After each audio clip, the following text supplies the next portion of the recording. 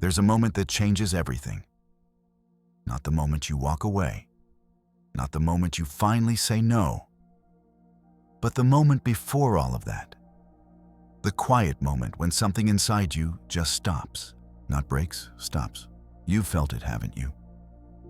That exact microsecond when the caring simply ceases, when the worry evaporates, when the need to explain, to fix, to save just dissolves into nothing. It's not dramatic. There's no thunder, no revelation from above, just silence. Internal, profound, complete silence.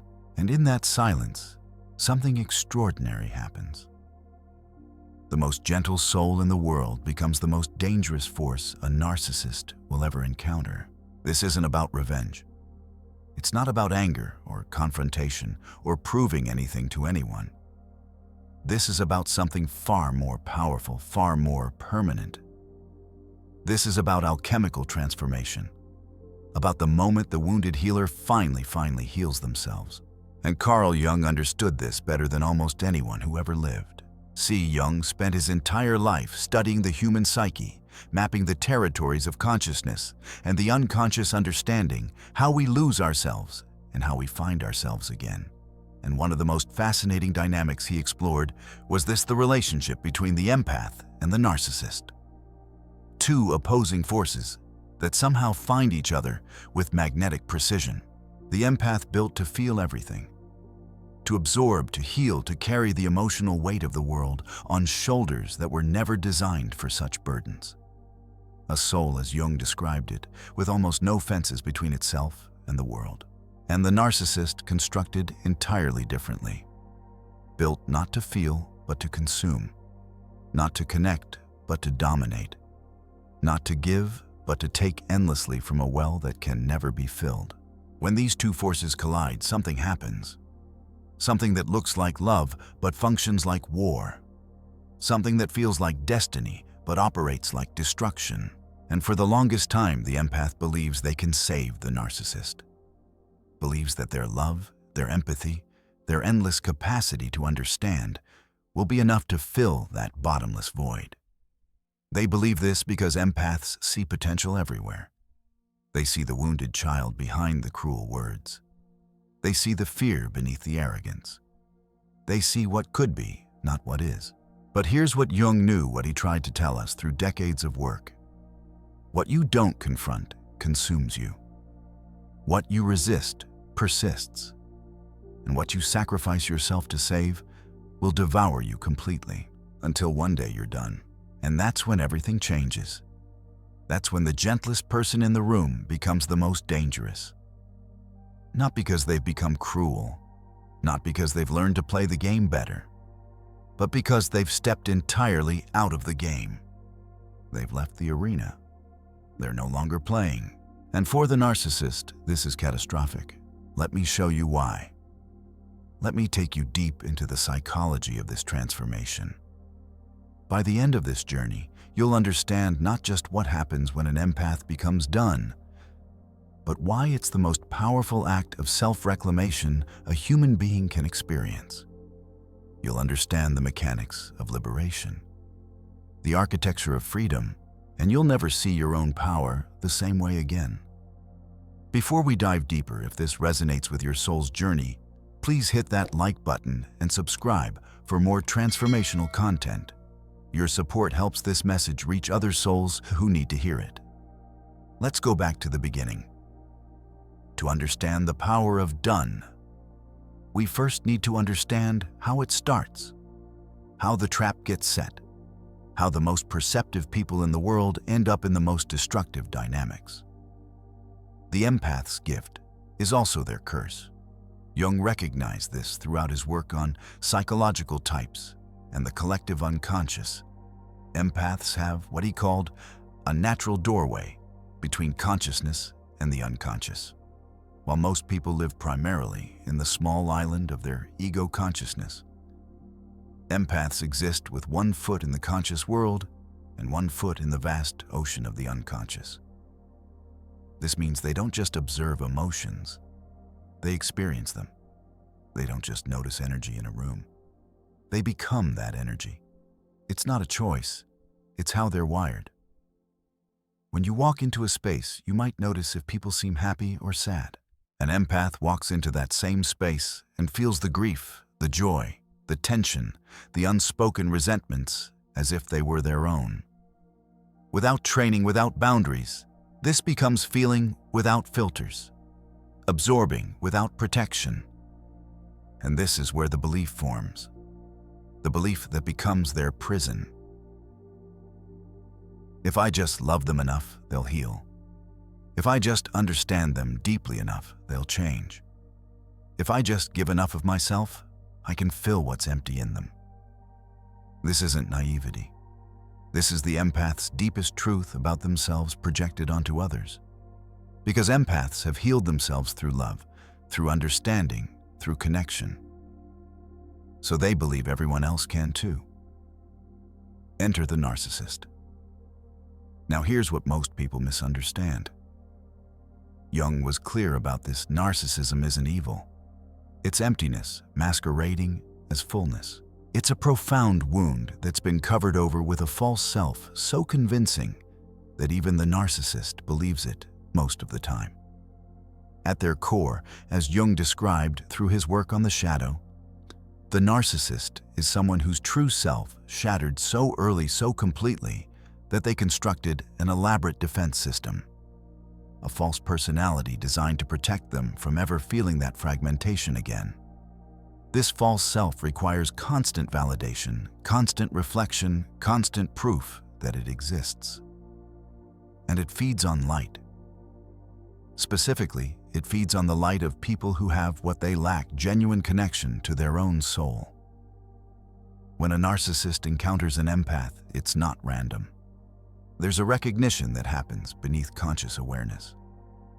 The narcissist's unconscious identifies here as a source. Here is someone whose light can fill my darkness. Here is someone who will see in me what I cannot see in myself. And so begins the dance of destruction. Stage 1, idealization. The narcissist mirrors back to the empath their own depth. You're different, they say. You understand me like no one ever has. And the empath feels it. Feels seen, needed, purposeful. Feels like they finally met someone who matches their intensity, their capacity for depth. But this isn't connection. It's a reflection. The narcissist is showing the empath their own soul and pretending it's theirs. It's love bombing. It's manufactured intimacy. And it's devastatingly effective because it feels so real. Stage 2, devaluation. Slowly, subtly, the erosion begins. The person who said you were perfect starts pointing out flaws. The one who said they understood you starts telling you you're too sensitive, too emotional, too much. Confusion replaces clarity. Doubt replaces knowing. The empath begins to question their own reality. This is where the invisible prison forms. The empath thinks, what happened to that person I met? Where did they go? And they start working harder, giving more, trying to earn back the version of the relationship that existed in the beginning. But here's the truth, that version never existed. It was an illusion, a trap. Stage 3, the discard and hoover cycle. Push away, pull back, create distance, then love bomb again. This creates what psychologists call trauma bonding. The intermittent reinforcement makes the empath chemically addicted to the moments of reconciliation. The nervous system gets hooked on the relief that comes after the pain. And the empath stays, not because they're weak, but because every part of their psychology is designed to heal, to nurture, to believe in redemption. They stay because they hope the real person will return. They stay because they believe in their power to heal.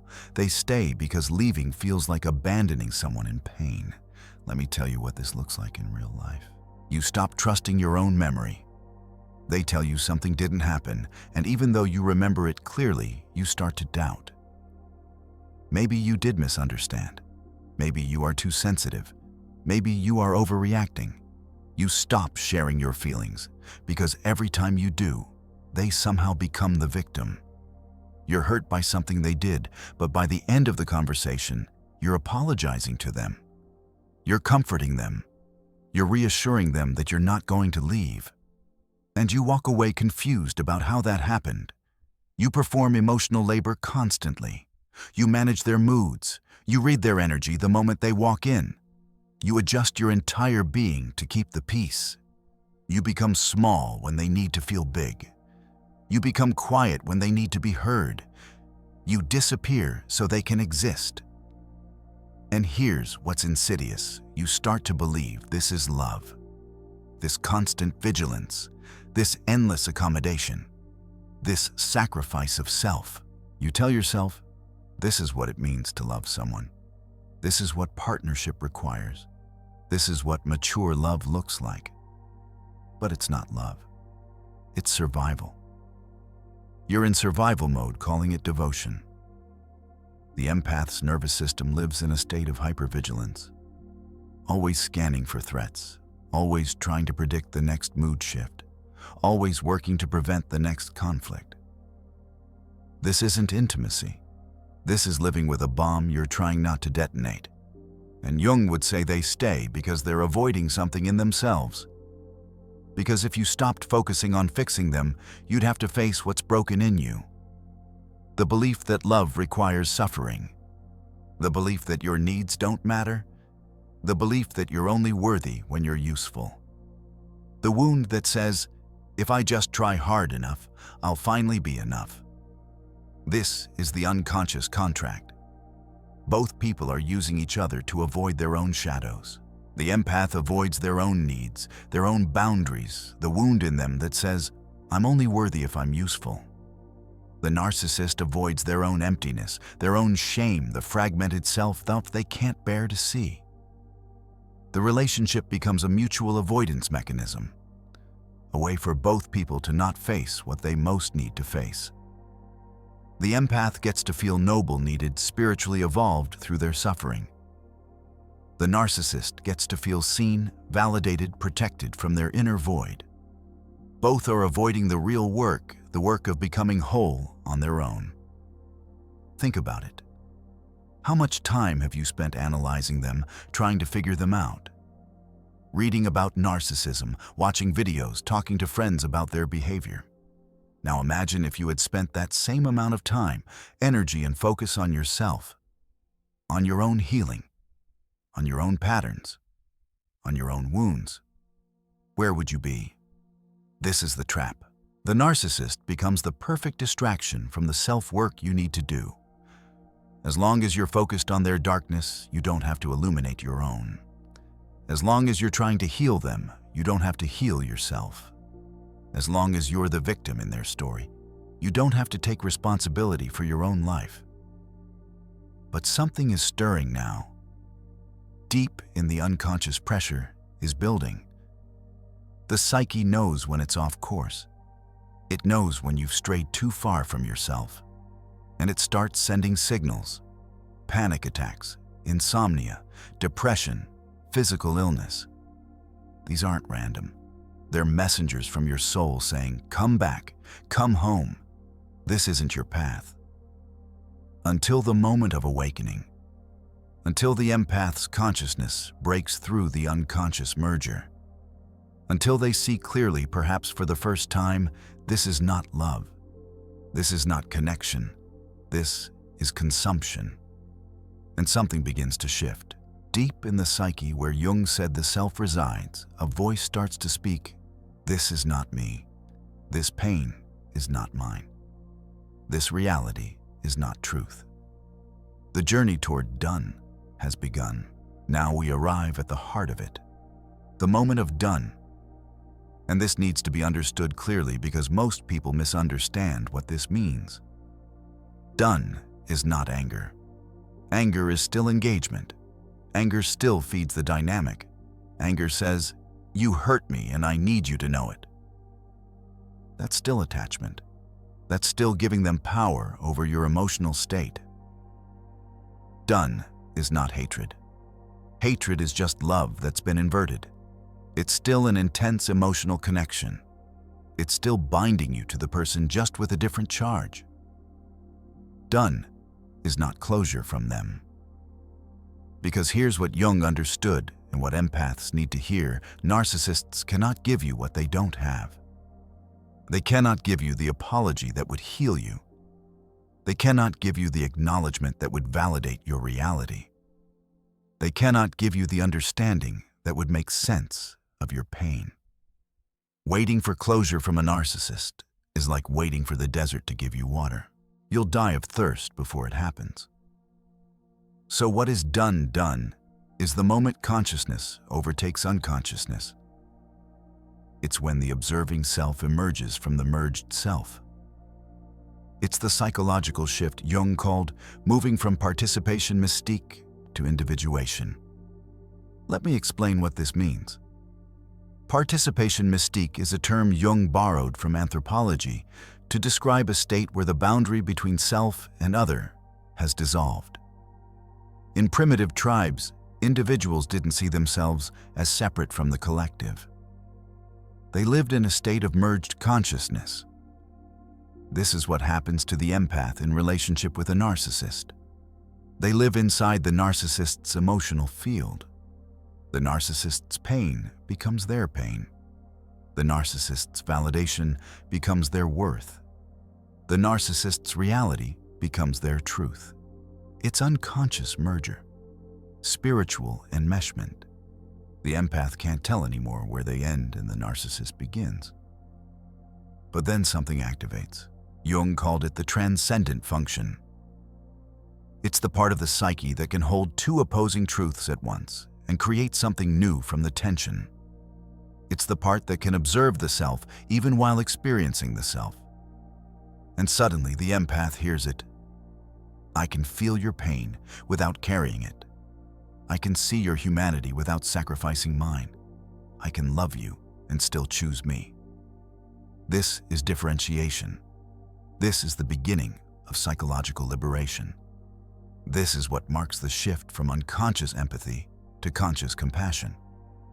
Let me describe what this moment feels like, because if you've experienced it, you'll know exactly what I mean.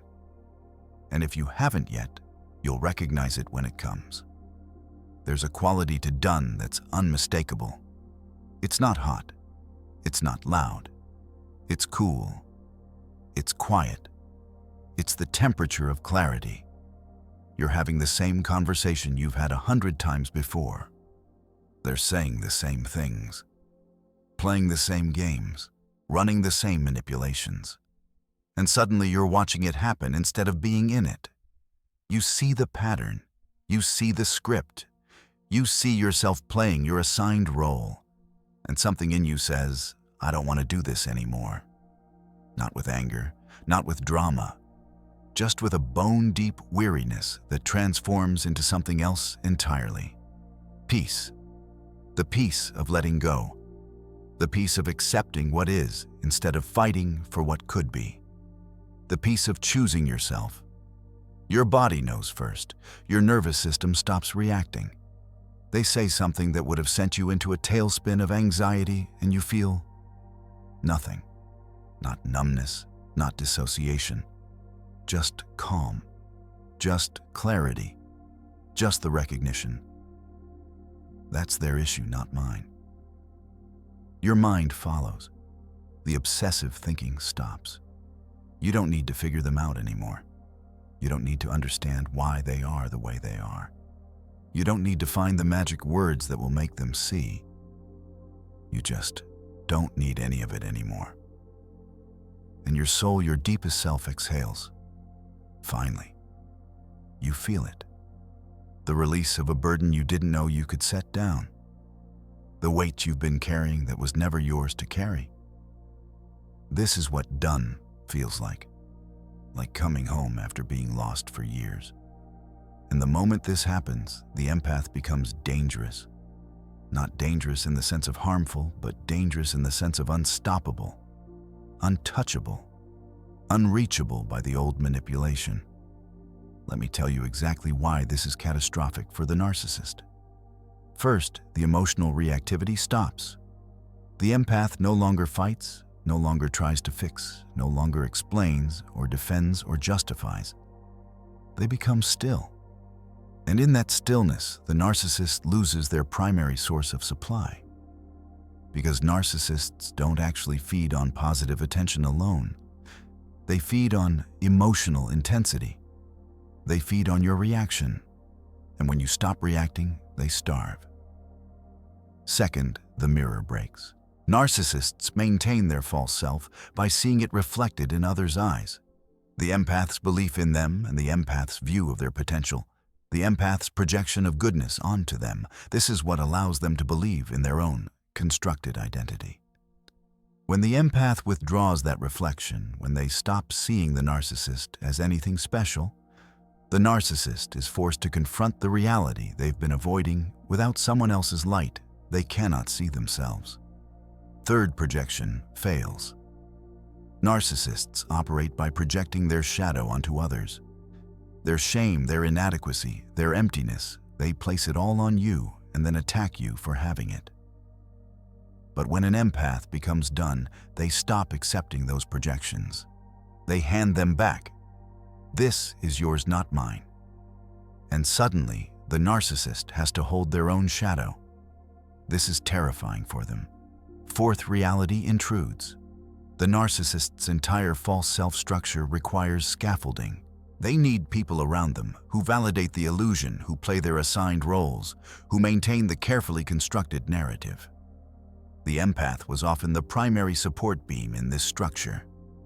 When they leave, when they withdraw their energy and attention, the whole thing becomes unstable. The false self begins to collapse.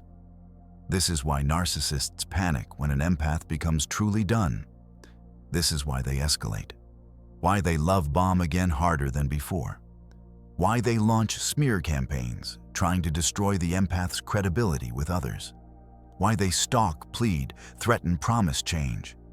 Because they know on some unconscious level that they're facing something they cannot manipulate. Someone who has found their center. Someone who has remembered their worth. Someone who has stopped believing the lie. But here's what's happening inside the empath during this time. Because done isn't just about what stops. It's about what begins. This is where Jung's concept of individuation becomes lived experience. Individuation is the process of becoming who you actually are, as opposed to who you've been pretending to be. It's the integration of the shadow, the confrontation with the persona, the meeting with the self. For the empath, this means several crucial awakenings. First, they meet their own shadow, the parts of themselves they've been denying, their rage, their selfishness, their capacity to say no, their right to have boundaries, all the things they judged as not spiritual or not kind or not empathic. They discover that true compassion includes compassion for themselves. Second, they experience the death of the savior archetype. This is painful, because the empath has often built their entire identity around being the healer, the helper, the one who saves others. Letting go of this means letting go of a version of themselves they've clung to for survival. It means accepting I cannot heal anyone but myself. I cannot save anyone from themselves. My worth is not determined by my usefulness to others. Third, they discover the sovereign self. The self that existed before the wounding. The self that will exist after the healing. The part of them that is whole, that has always been whole, that never needed fixing. Jung called this the self with a capital S, the organizing center of the psyche, the divine spark that cannot be damaged no matter what happened. This is the alchemical transformation Jung wrote about. Lead into gold, victim into creator, wounded healer into integrated human being. And here's the paradox that makes the done empath so powerful: indifference is more powerful than anger. Let me explain why. Anger means you're still playing in their reality. You're still letting them set the terms of engagement. You're still reacting to them, which means they still have influence over your internal state. But indifference, Indifference means you're living in your own reality. You've created a completely separate world that they cannot touch. They cannot fight someone who's not fighting. They cannot manipulate someone who's not responding. They cannot control someone who genuinely does not care about their opinion. This is what Jung meant when he said, "Until you make the unconscious conscious, it will direct your life and you will call it fate." When the empath becomes conscious, when they see the pattern clearly, when they understand the mechanism, the narcissist loses all power. Because power was only ever given, never taken. And in that moment of reclamation, the empath discovers something profound, that they were never powerless. They were just asleep. And now they're awake. So how do you become done? Not the pretend version where you say you're done, but keep checking their social media. Not the temporary version where you leave, but go back at the first Hoover attempt. But truly, permanently, psychologically done. This requires practical alchemy.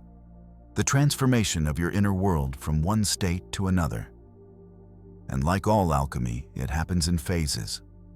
Phase 1 is the reckoning, the moment of seeing clearly. This begins with naming the pattern, without emotion. Take out a journal. Write down the cycle you've been in. Not as a victim telling your story, but as a scientist observing a system. What happens first, then what then? What see it as a repeating pattern, a mechanism, a dance, where both people know the steps, even if neither knows they're dancing. When you can look at your relationship as a system rather than a romance, something shifts. You stop taking it personally. You stop thinking, "Why me? What did I do wrong?" And you start seeing, "Oh, this is how this dynamic functions. This is what it requires to survive. And I'm no longer willing to be the supply." Next, retrieve your projections. This is crucial. Write down what you hoped the narcissist would give you. Love, understanding, validation, safety, worth. Now ask yourself Jung's most important question. What am I avoiding in myself by focusing on them? Because here's the truth, what most empaths don't want to hear: you weren't just trying to heal them. You were trying to avoid healing yourself. Every minute spent worrying about them, analyzing them, trying to fix them was a minute you didn't have to spend looking at your own wounds. What do you need to give yourself that you've been waiting for them to give you? What healing needs to happen in you that you've been projecting onto them? This is Carl Jung, empath, and personal development at its deepest level. The recognition that every external relationship is a mirror of an internal dynamic. The narcissist wasn't just out there. They were reflecting something inside you that needed to be seen, integrated, healed. Then comes the grief. And this is where people often get stuck. So let me be clear. You're not grieving the person. You're grieving the fantasy. The version of them you thought existed. The relationship you hoped for. The future you imagined. None of that was real. The person you're mourning never existed. They were a mirror reflecting back what you wanted to see. Grieve the what if. Mourn the hope. Let yourself feel the sadness of accepting what is, instead of clinging to what could be. This is necessary pain. This is legitimate suffering. And moving through it, rather than around it, is what sets you free. Phase 2 is the boundary, the reconstruction of the self. This is where you learn the art of non-reaction. When you feel triggered, when you feel that familiar pull to engage, to explain, to defend, pause. Just pause. Take 3 breaths. Ask yourself, is this my emotion or theirs? Is this my thought or something they planted? Am I responding from my center or from my wound? Practice responding from your center. From the part of you that knows your worth, is not up for debate. From the part of you that doesn't need them to understand. From the part of you that can witness their behavior without absorbing it. This leads to the withdrawal of energy. Stop explaining yourself. They will never understand, so stop trying to make them. Stop defending yourself. Their accusations are projections, not truth, so stop treating them as legitimate arguments. Stop hoping they'll see the real you.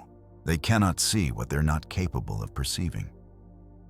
Jung said, "The foundation of all mental illness is the unwillingness to experience legitimate suffering. The suffering of not being seen by someone you loved is legitimate. Feel it. Move through it. But stop trying to avoid it by convincing them to see you. That's a battle you cannot win. Instead, reclaim your sovereignty. Your worth is not up for debate. Your reality is not up for negotiation. Your energy is yours to steward. Say it until you believe it. I do not need their validation to know my truth. I do not need their understanding to maintain my reality. I do not need their approval to choose myself." Phase 3 is the transmutation, from wound to wisdom. This is where shadow work becomes essential for empaths. And the shadow work empaths need most is embracing what you've been calling your selfish shadow. Give yourself permission to prioritize yourself. Not sometimes. Not when it's convenient. Always. Permission to say no without guilt. Permission to want what you want without justification. Permission to center your own needs without calling it selfishness. Because here's what you've been taught wrong. You've been taught that selflessness is spiritual, that sacrifice is love, that giving until you're empty is noble. This is a lie that keeps empaths trapped. The truth, compassion without boundaries, is self-betrayal. Love without self-love is codependency. Service without self-care is martyrdom. And none of these things are actually virtuous. They're just trauma patterns dressed up as spirituality. Integrate your power shadow too. You're not weak for being kind. You're not cruel for having boundaries. You're not cold for choosing yourself. You can be loving and boundaried, gentle and firm, compassionate and unavailable for mistreatment. And here's the shadow piece most empaths resist: meet your inner narcissist. Yes, you have one. Everyone does. It's the part that wants recognition, that wants to be special, that wants admiration and validation and proof that you matter. The difference between a healthy person and a pathological narcissist is not that one has these needs and the other doesn't. It's that a healthy person can meet their own needs. They can recognize when they're seeking external validation and return to self-validation. They can want to be seen without requiring everyone to see them. Integration means accepting, I have needs too, I want things too, I matter too, and learning to meet those needs yourself instead of hoping someone else will. Let me give you specific shadow work practices that will accelerate this integration. First, the rage ritual. Find a private space. Set a timer for 10 minutes. Give yourself full permission to feel and express the rage you've been suppressing. Write it. Scream it into a pillow. Move it through your body. This isn't about sending them anything. This is about letting your system discharge what it's been holding. Rage is power that's been turned inward. Let it out. Let it move. Let it transform. Second, the boundary practice. Every day for 30 days, say no to something. It can be small. No, I don't want to go to that event. No, I'm not available to talk right now. No, I don't like that restaurant. Practice the feeling of no in your mouth. Practice holding your ground. Practice the discomfort of disappointing someone and surviving it. This rewires your nervous system from people-pleasing to self-honoring. Third, the mirror work. Stand in front of a mirror. Look yourself in the eyes. Say, I am enough exactly as I am. My worth is not determined by what I do for others. I am inherently valuable. Do this daily. Watch the resistance come up. Watch the voice that says you're being selfish, arrogant, self-centered.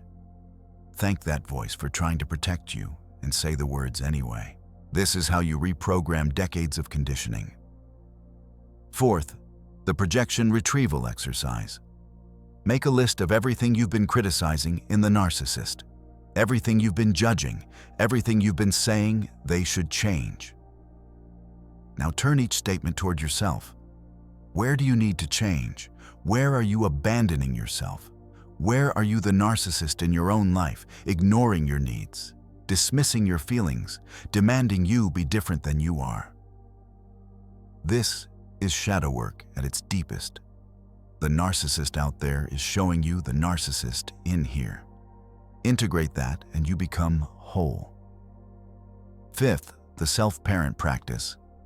Every time you notice you're waiting for someone else to give you something, give it to yourself first. Waiting for validation, validate yourself. Waiting for understanding, understand yourself. Waiting for love, love yourself. This is how you stop being dependent on external sources for internal needs. This is how you become sovereign. Now let's make this practical. Let's talk about living as a sovereign empath in daily life. When you encounter manipulation attempts, you'll recognize them now. You'll feel that familiar tug, that old trigger. But instead of reacting, you'll observe. Oh, that's a guilt trip. That's gaslighting. That's projection. You'll see it clearly because you've studied the pattern. And seeing it clearly means it no longer works on you. You'll still feel others' emotions. You're an empath. That doesn't change. But now you'll feel them without carrying them. You'll sense someone's pain and think, that's their pain. I can witness it without absorbing it. I can hold space without holding weight. This is conscious empathy instead of unconscious merging.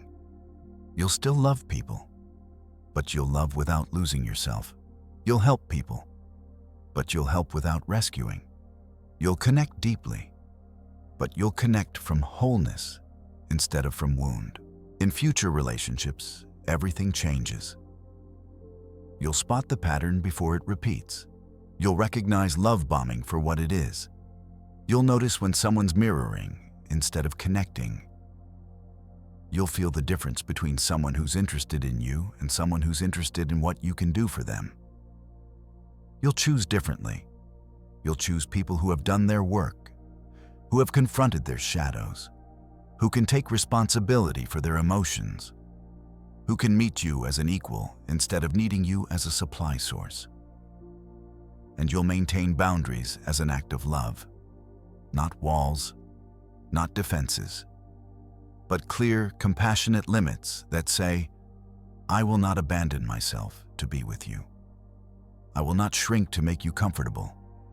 I will not sacrifice my truth to maintain your illusion. This is what Carl Jung empath and personal development actually means in practice. It's the integration of empathy with sovereignty, compassion with discernment, love with self-preservation.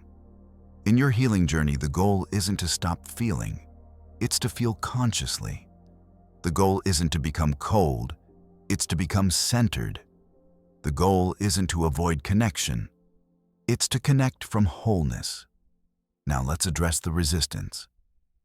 Because I know what you're thinking. But what if they change? Listen carefully. Change requires consciousness. Consciousness requires willingness to see oneself. Most narcissists cannot tolerate the mirror of truth. Their entire psychological structure is designed to avoid self-reflection. Could they change? Theoretically, yes. Will they? The statistics say no. And more importantly, your staying doesn't help them change. It enables them to avoid it. The most loving thing you can do for a narcissist is reflect reality and hold boundaries.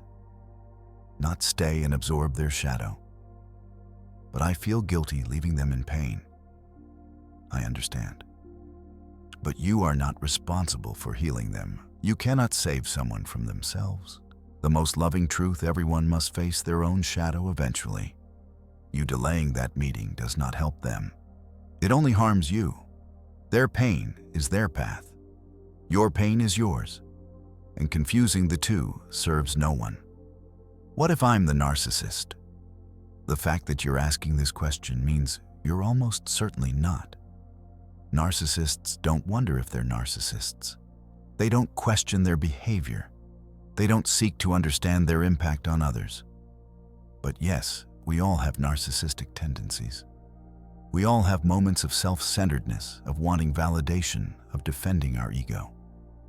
The difference is willingness to look at it, to take responsibility to change. True empaths often develop narcissistic defenses as survival mechanisms. When you've been abused, you learn to protect yourself. These defenses can be healed. The question isn't, do I have narcissistic traits? But, am I willing to see them and transform them? If the answer is yes, you're on the path of individuation. So who do you become when you're finally truly done?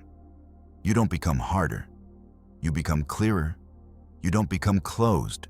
You become discerning. You don't become cold. You become sovereign. You don't become reactive. You become responsive. There's a difference between these states that matters immensely. Harder means you've built walls. Clearer means you can see through manipulation. Closed means you're afraid to connect. Discerning means you choose who you connect with. Cold means you've shut down your heart. Sovereign means you've reclaimed it. Reactive means they still control you. Responsive means you choose your actions from consciousness. The gifts that come with being done are extraordinary. First, you develop energetic clarity. You walk into a room and immediately know what's yours and what's not. Someone's anger, not yours. Someone's guilt trip, not yours. Someone's attempt to make their emergency your problem, not yours. You can be present with people without taking on their stuff. This is freedom. Second, you experience authentic compassion. Real compassion isn't feeling bad for someone. It's not absorbing their pain so they don't have to feel it. Real compassion is holding space while they feel what they need to feel. It's witnessing without rescuing. It's loving without enabling. You realize you can care deeply about someone's struggle without making it your responsibility to fix it. Third, you gain spiritual immunity. Manipulation tactics that would have worked on you before now slide off like water. You see them coming. You recognize the pattern, and you simply don't engage. You're not immune because you're defended. You're immune because you're awake. Fourth, you reclaim your creative power. All that energy you were spending managing their emotions, walking on eggshells, trying to keep the peace, analyzing their behavior, wondering what you did wrong, that energy returns to you. And suddenly, you have bandwidth for your own life, your own dreams, your own healing, your own purpose. Let me paint a picture of your immediate future after liberation. Peace where there was chaos. You wake up without that knot in your stomach.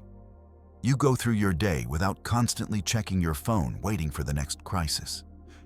You fall asleep without replaying conversations, analyzing their tone, wondering what you did wrong. Your nervous system begins to regulate. Your body begins to relax. Space where there was suffocation. You can breathe. You have room to think your own thoughts, feel your own feelings, want your own wants. You're not constantly adjusting yourself to manage someone else's emotional state. You remember what it feels like to simply exist without performing. Self-trust where there was doubt. You start believing your own perceptions again. When something feels off, you trust that. When someone's words don't match their actions, you notice. When you need to say no, you say it. You stop second-guessing every instinct because someone else told you your reality wasn't real. Energy for your life, for your dreams, for your healing, for your joy, for the projects you abandoned, for the friendships you neglected, for the version of yourself you've been too exhausted to become. And long-term, the evolution continues. You attract different people. Because you're different, you attract differently. The narcissists who would have hooked you before don't even approach. Something in your energy says, I am not available for that. And the people who are doing their own work, who are conscious, who are capable of reciprocity, they recognize you. They see in you what you see in them, someone who has walked through fire and emerged transformed. Here's what's beautiful about this. You don't have to guard yourself anymore. You don't have to be suspicious of everyone. You don't have to build walls, because your discernment is now built in. You can feel instantly when something is off. You notice the red flags you used to ignore. The love bombing that used to sweep you away now sets off alarm bells. The mirroring that used to feel like soul connection now feels hollow. The intensity that used to feel like passion now feels like desperation. You've developed what Jung would call psychological antibodies. You've been infected once. You've fought the illness. And now your system knows what to look for. It recognizes the pathogen immediately and rejects it before it can take hold. But more than that, you've changed what you're attracted to. You used to be drawn to potential to project to wounded souls you could save. Now you're attracted to presence, to reality, to whole people who don't need saving. You used to confuse intensity with intimacy. Now you recognize that real intimacy is calm. It's steady. It's safe. It doesn't have to be dramatic to be deep. You use your empathy as wisdom instead of as wound. You still feel deeply. But now you understand what that sensitivity is for. It's not a curse. It's not something wrong with you that needs to be fixed. It's a gift, a form of knowing, a way of perceiving truth beneath the surface. You walk into a room and you still feel everything. But now you know what to do with it.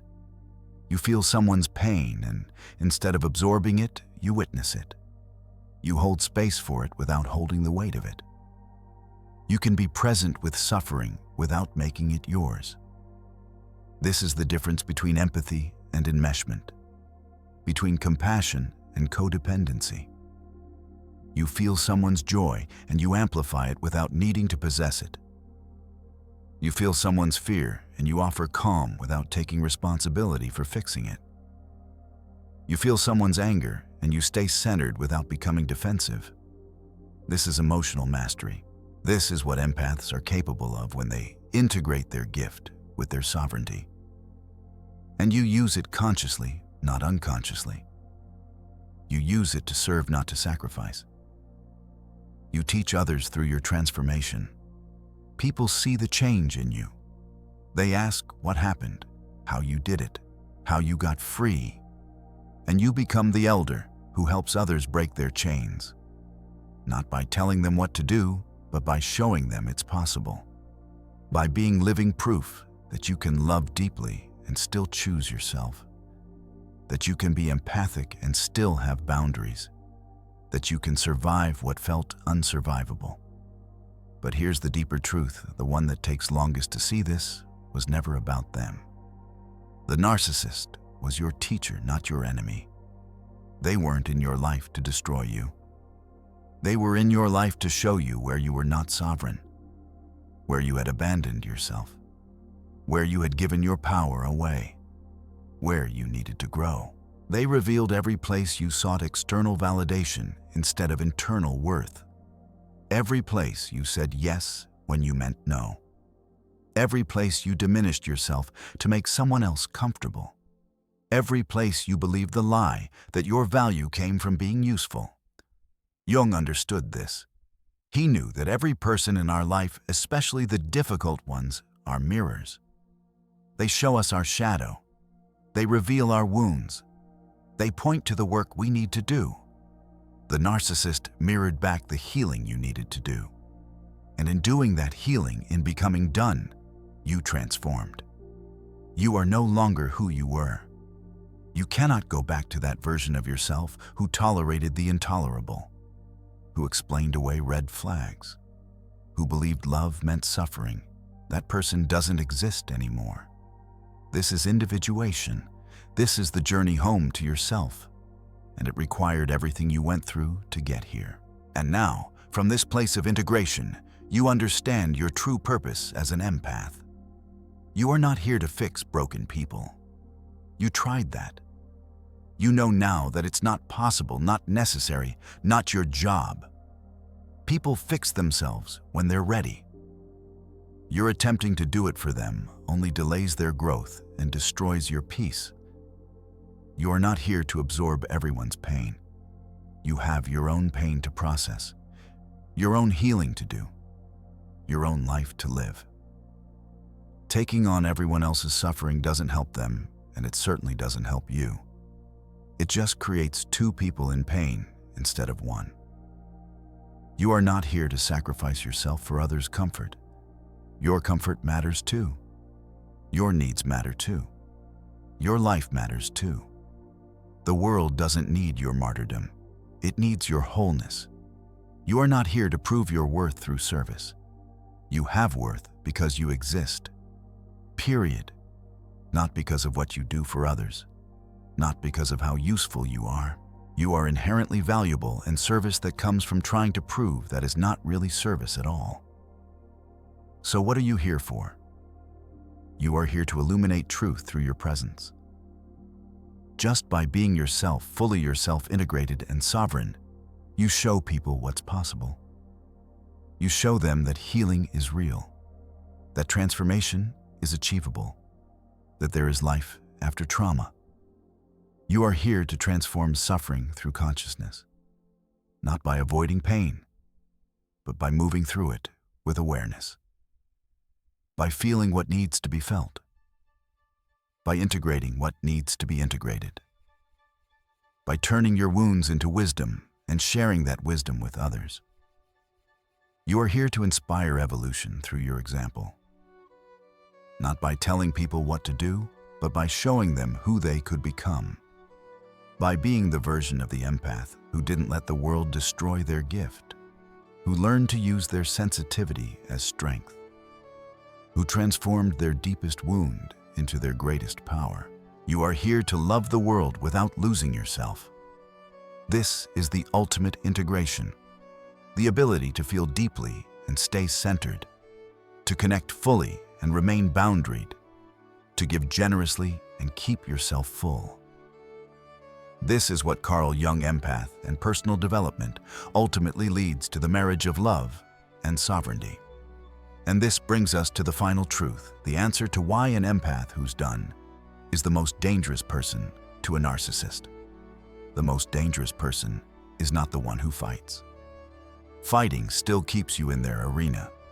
It still makes them relevant. It still gives them attention and energy and proof that they matter to you. The most dangerous person is not the one who shouts. Shouting is just another form of reaction. It's loud, but it's still engagement. It's still letting them control your emotional state. The most dangerous person is not the one who seeks revenge. Revenge means you're still thinking about them, still organizing your life around them, still giving them space in your mind and heart. The most dangerous person is the one who simply stops participating in the illusion. The one who looks at the whole dynamic clearly and thinks, "Oh, I see what this is, and I choose something different."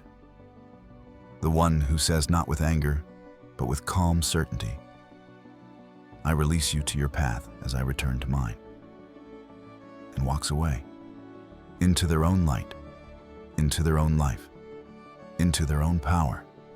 Not looking back, not hoping they'll chase, not waiting for them to realize what they lost. Just walking forward into the life that was always waiting for them on the other side of their awakening. This is what it means to be done. Not destroyed, not diminished, not defeated. Done as in complete, done as in whole, done as in free. And from this place of completion, you realize something profound. You were never broken. You were never deficient. You were never too much or not enough. You were exactly as you needed to be to learn what you needed to learn. And now you know. Now you see. Now you're awake. Welcome home to yourself. You've been away for so long, but you're back now. And from here, everything is possible. If this resonated with you, know that you're not alone. Right now, all over the world, empaths are waking up. They're seeing clearly. They're becoming done. They're reclaiming their sovereignty and stepping into their power. You're part of a collective transformation happening at this moment in human consciousness. I want to hear from you. In the comments below, share your experience. What was the moment you knew you were done? What changed in you? What did you discover about yourself? Your story might be exactly what someone else needs to hear right now. And if you're ready to continue this journey of conscious transformation, subscribe to this channel. Because we're going deeper. We're exploring the psychology of liberation. We're learning how to integrate our shadows. We're discovering how to use our sensitivity as wisdom instead of wound. Your empathy was never meant to be your weakness. It was always meant to be your greatest gift. But first, you had to learn how to give it to yourself. You had to become done with giving it away. And now, standing in your sovereignty, integrated and whole, you're finally ready to use that gift the way it was always meant to be used, as a force for transformation, starting with your own. Welcome to the rest of your life. You're going to love who you become.